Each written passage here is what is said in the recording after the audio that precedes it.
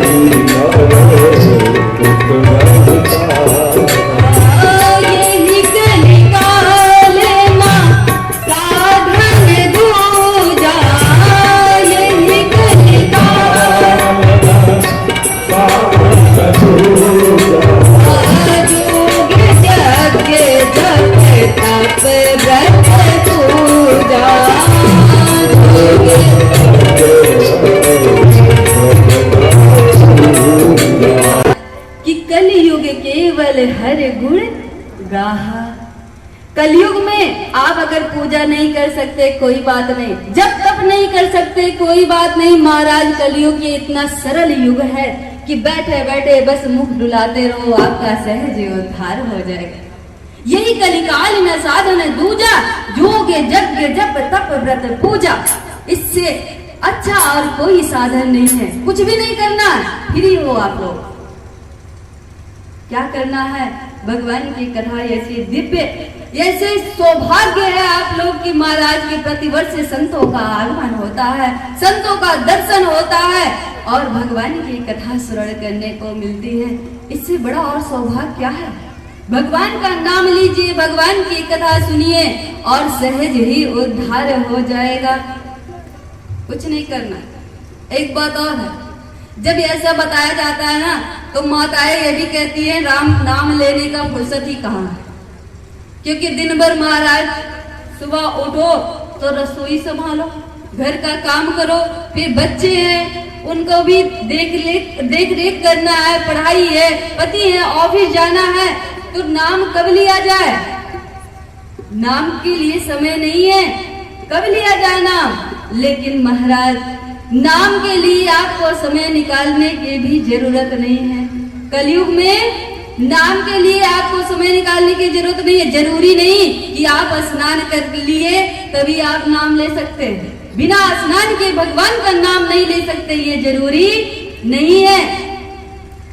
आपको भगवान का नाम कैसे भी लो, आलस में लो, निद्रा में लो, चाहे जैसे। महाराज यदि क्रोध भी आए, क्रोध में भी अगर भगवान का नाम लिया जाए ना तो भी कहते हैं उसमें भी उद्धार हो जाता है।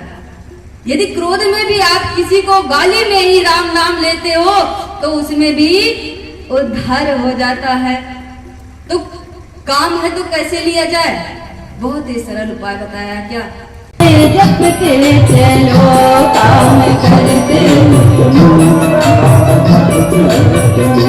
हर समय कृष्ण का ध्यान धरते चलो, हर समय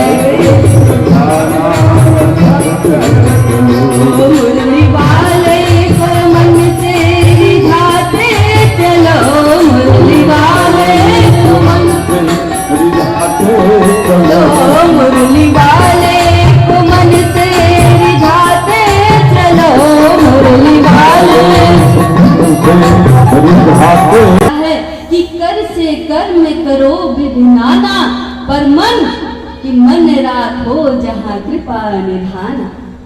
अरे कौन पकड़ रखा है? काम करते चलो, नाम जपते चलो।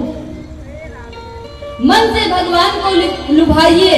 और महाराज कलयुग में तो हम लोग को ये भी छूट है क्या कि यदि आपको भगवान की पूजा के लिए समय नहीं ना, यदि आप भगवान की पूजा नहीं कर सकते महाराज, समय नहीं है या इतना व्यवस्था नहीं है, तो मानसिक पूजा करिए। मानसिक पूजा से ही उद्धार हो जाता है।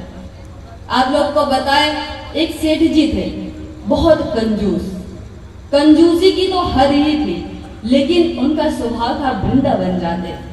वृंदावन जाते तो महाराज वृंदावन में हमारी ठाकुर या अयोध्या में हमारे ठाकुर की जो ठाट बाट है कि हर समय भोग लगता है, दिव्य श्रृंगार किया जाता है भगवान का।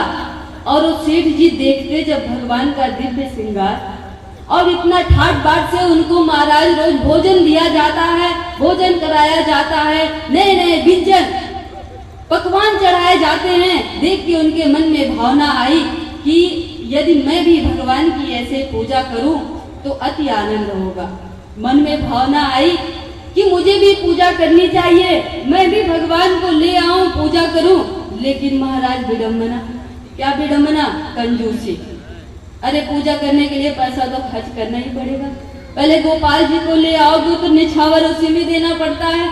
अब सोचने लगे यदि पूजा करे तो पैसा खर्च करना पड़ेगा। मन नहीं, एक दिन संत के पास गए, संत के पास गए और संत जी से बोले, महाराज अब मैं आपको अपनी क्या परेशानी बताऊं कि मन में तो बहुत कल्पना होती है कि भगवान की पूजा की जाए।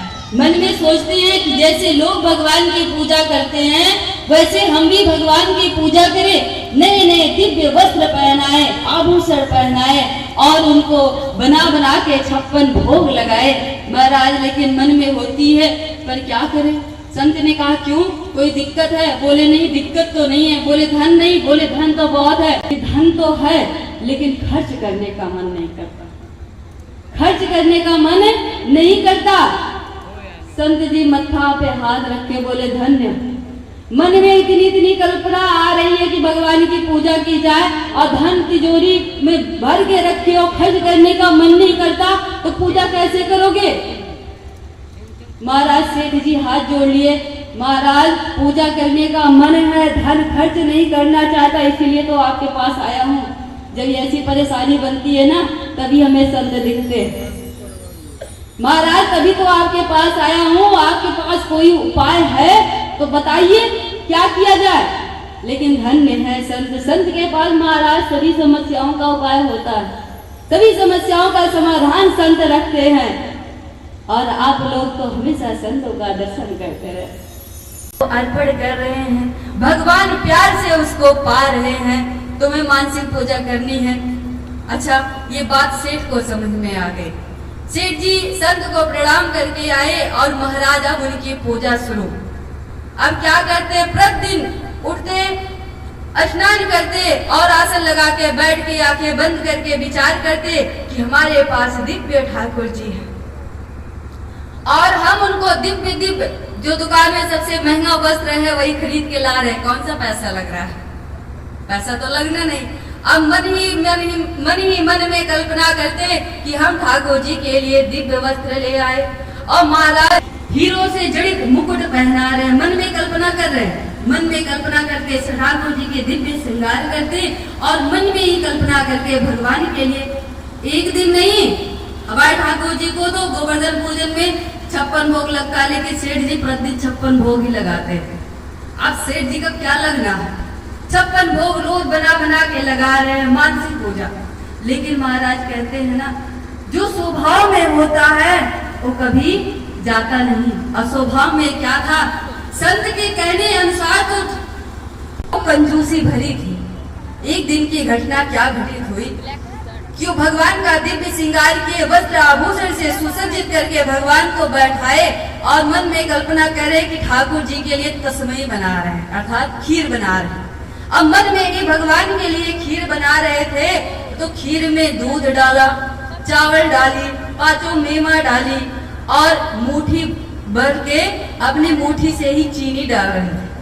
अब मुट्ठी से देख रहे हैं, कल्पना ही कर रहे, मुट्ठी से उठा के एक मुट्ठी चीनी डाली और दूसरी मुट्ठी चीनी डालने वाले थे कि तब तक संत सेठ जी के मन में विचार आया कि अरे ये मुट्ठी अगर डाल देंगे तो ज्यादा मीठा हो जाएगा और चीनी बचा रहेगा तो कल फिर काम आएगा। देखिए मन ही मन सोच रहे हैं अगर ये मुट्ठी डाल दिया तो कहीं ऐसा ना हो खीर ज्यादा मीठा हो जाए, और बचा रहेगा तो कल फिर काम आएगा। अब महाराज हाथ बंद करके मुट्ठी में चीनी लिए हैं, शक्कर लिए हैं, और डालने वाले थे कि मन में विचार आया, और जैसे लाके बोरी में शक्कर को रखने लगे कि ठाकुर जी प्रकट होके हाथ पकड़ लिए। ठाकुर जी ने हाथ पकड़ लिया। अब जब हाथ पकड़ लिया तो कल्पना में हो रहा था, अचानक जग पड़े, देखे जब तो ठाकुर जी हाथ पकड़े। बोले महाराज, बोले अरे सेठ जी कौन सा लग रहा है? अरे मानसिक रूप से ही तो डाल रहे हो, कम से कम मुट्ठी भर चीनी तो डाल दो, मुट्ठी भर चीनी तो डाल दो। अरे मानसिक में भी कंजूसी। लेकिन एक बात है, भले से कंजूस थे वो सेठ जी, लेकिन महाराज आज मानसिक रूप से ही पूजा करते करते सेठ जी को भगवान का दर्शन